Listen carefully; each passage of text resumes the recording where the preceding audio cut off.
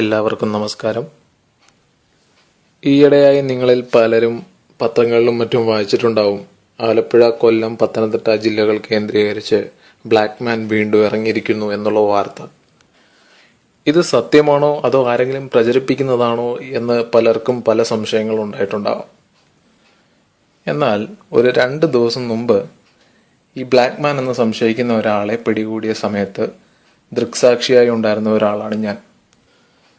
കറുത്ത വേഷം അല്ലെങ്കിൽ കറുത്ത ചായം ശരീരത്ത് പൂശിയും മുഖത്തും അതേപോലെ കറുത്ത കളർ ചായം പൂശിയും സ്പ്രിംഗ് ഘടിപ്പിച്ച ഷൂ അഥവാ അവർ അങ്ങനെ ഉണ്ടാക്കിയെടുത്ത പാദരക്ഷകൾ ധരിച്ചുമാണ് ഈ കൂട്ടർ ഇറങ്ങിയിരിക്കുന്നത്. ഇപ്പോൾ പിടിക്കപ്പെട്ടിരിക്കുന്ന 2 പേരെ ചോദ്യം ചെയ്തതിൽ നിന്ന് ലഭിച്ചിരിക്കുന്ന ഇൻഫർമേഷൻ എന്താണെന്ന് വെച്ചാൽ, അവരുടെ സംഘത്തിൽ ഇനിയും 10-35 പേർ ഇനിയും പല പല കേന്ദ്രങ്ങൾ ലക്ഷ്യമിട്ട് ഇറങ്ങിയിട്ടുണ്ട്.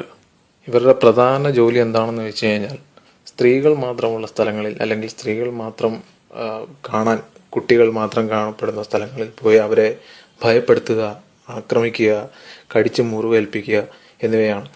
അപ്പോൾ അതിനാൽ കഴിയുന്നതും സ്ത്രീകൾ മാത്രമുള്ളവർ, ഇല്ല കുടുംബമായി താമസിക്കുന്നവരെല്ലാവരും വൈകുന്നേരം ഒരു 8 മണി അതിനുശേഷം മാക്സിമം വീട് ജനലുകൾ കതവുകളെല്ലാം അടച്ചിടാൻ ശ്രദ്ധിക്കുക. ഇതൊരു പബ്ലിക് അവയർനെസ്സായി കണക്കാക്കി മാക്സിമം ആളുകളിലേക്ക് ഷെയർ ചെയ്യുക.